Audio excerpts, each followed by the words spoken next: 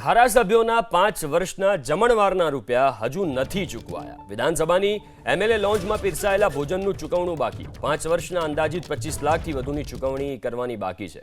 2020થી લોન્જમાં પીરસાયેલા ભોજનના બિલનું ચૂકવણી બાકી। 2 કોન્ટ્રાક્ટરના રૂપિયા અટવાઈ ગયા છે।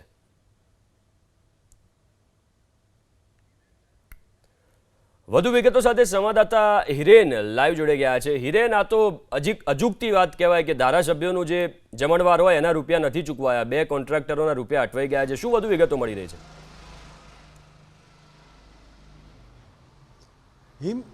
લગભગ 25 લાખથી વધારેની આ રકમ છે।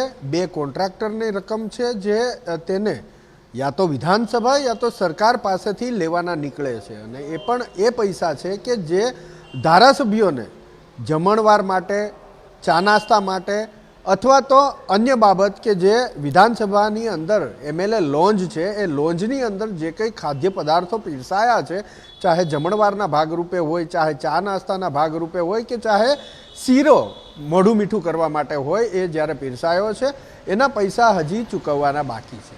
એક કોન્ટ્રાક્ટરના વર્ષ 2020થી લઈ અને 2023 દરમિયાન જે વિધાનસભાનું સત્ર મળ્યું અને એ વિધાનસભાના સત્ર દરમિયાન એમએલએ લોન્જની અંદર જ્યારે એ વ્યવસ્થા કરવામાં આવી હતી જમવાની, એ વ્યવસ્થાના પૈસા ચૂકવવાના બાકી છે। અને અન્ય એક કોન્ટ્રાક્ટર છે એના 2023થી લઈ અને 25 સુધીના આ રૂપિયા ચૂકવવાના બાકી છે। મહત્વપૂર્ણ બાબત એ છે કે પેચ ત્યાં ફસાયો।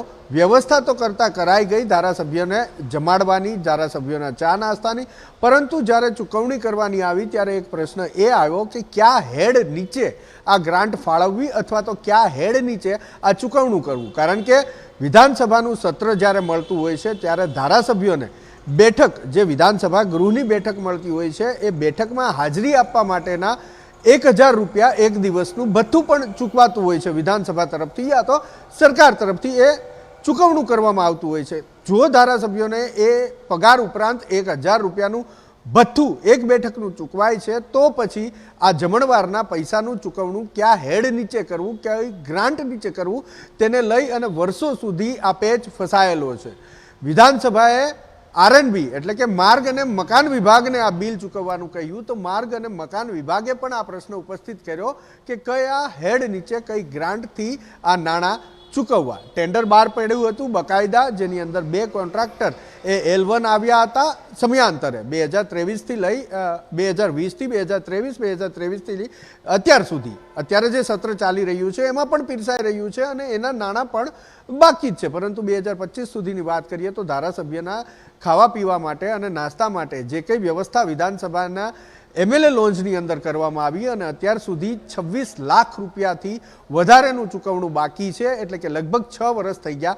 2 કોન્ટ્રાક્ટરના પૈસા હજી વિધાનસભા અથવા તો સરકાર કહીએ આરએનબી વિભાગે એ ચૂકવ્યા નથી, અને ચૂકવા પાછળનું કારણ પણ એ છે કે જો ધારાસભ્યોને વિધાનસભામાં હાજરી આપવા માટે થઈ અને 1000 રૂપિયા પગારથી પણ ઉપરાંત એ આ ડીએ ભથ્થા તરીકે અપાય છે તો પછી એમના માટે જે આ વ્યવસ્થા થઈ એના એક્સ્ટ્રા પૈસા શું કામ ચૂકવવાના, કયા હેડ નીચે ચૂકવવાના, કોને ચૂકવવાના, આ તમામ બાબતોને લઈ અને આ પૈસાનું ચૂકવણું હજી સુધી બાકી છે। બિચારા 2 કોન્ટ્રાક્ટર જે તેમણે ભોજન કરાવ્યું, જમાડ્યા, પરંતુ એ ધારાસભ્યો તો જમી લીધા, પરંતુ જેમણે જમાડ્યા તેના પૈસા હજુ એ 2 કોન્ટ્રાક્ટરને મળ્યા નથી। જી હિર, બિલકુલ આભાર હિરેન વિગતો આપવા માટે।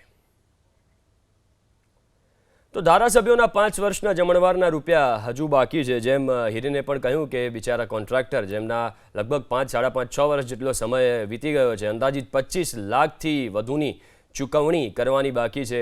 કયા હેડની અંદર આ આવે છે એને લઈને પણ ક્યાંક ને ક્યાંક અસમંજસ છે અને એટલે જ આ જમણવારના રૂપિયા હજુ ચૂકવાયા નથી। વિધાનસભાની એમએલએ લોન્જમાં પીરસાયેલા ભોજન સાથે ચા નાસ્તો પણ હિરેન કહેતા હતા, એ તમામના જે ચૂકવણા છે એ બાકી છે।